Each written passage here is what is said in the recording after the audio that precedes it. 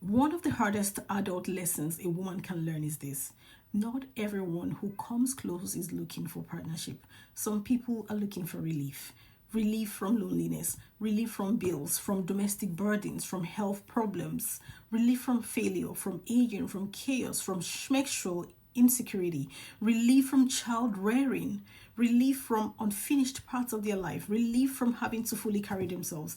And if they find a woman who is capable, consensuous, nurturing, stable, emotionally intelligent, and able to hold weight, they may experience enormous comfort in her presence. They may feel calmer, more secure, more hopeful, more organized, more supported, more legitimate, more like life is finally becoming manageable. And because that feeling is intense, they may call it love. But relief is not love. Need is not love. Dependence is not love. Benefit is not love. Comfort is not love. Access is not love. And women need to hear that until it becomes impossible to forget. Because this is where so many get misled. A man may genuinely want you near.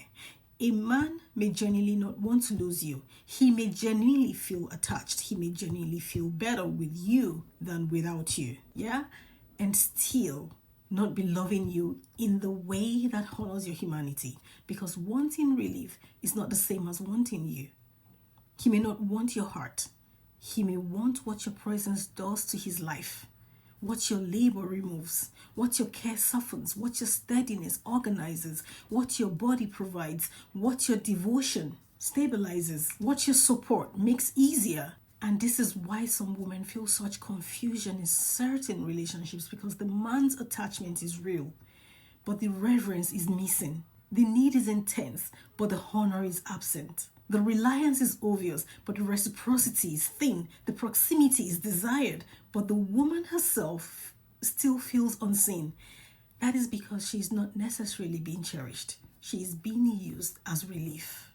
And that distinction is devastating when it finally lands, because many women are taught to interpret male need as depth, to interpret dependency as intimacy, to interpret being wanted as being loved, to interpret being needed as being valued. But a man needing you can be one of the most misleading experiences of all, because he may fight to keep you, not because he treasures your soul, but because life feels heavier without your function.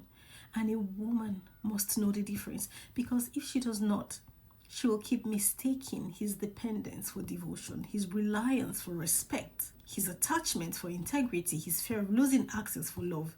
And that confusion can cost her years. So this is the hard truth.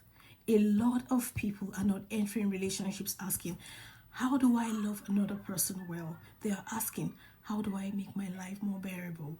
How do I become less lonely, less burdened, less overwhelmed, less financially stretched, less domestically unsupported, less sexually insecure, less emotionally contained, less exposed to consequences of my own underdevelopment?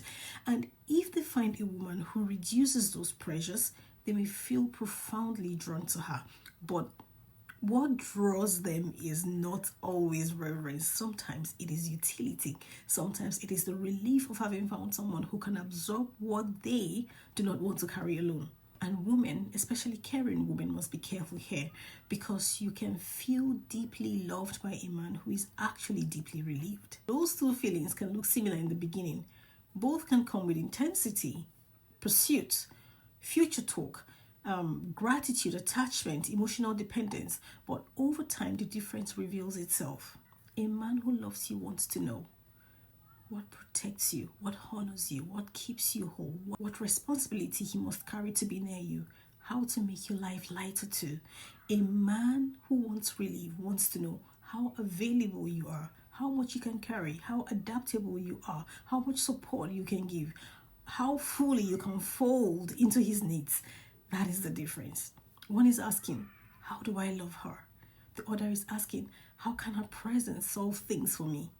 And once a woman can feel that distinction, she becomes much harder to deceive, because she stops being impressed merely by being wanted. She starts paying attention to why she is wanted. Does he want me as a person, or what I remove from his life? Does he love my humanity or my function? Does he cherish who I am, or how useful I become when I care. Because a man can sincerely appreciate you and still not love you cleanly.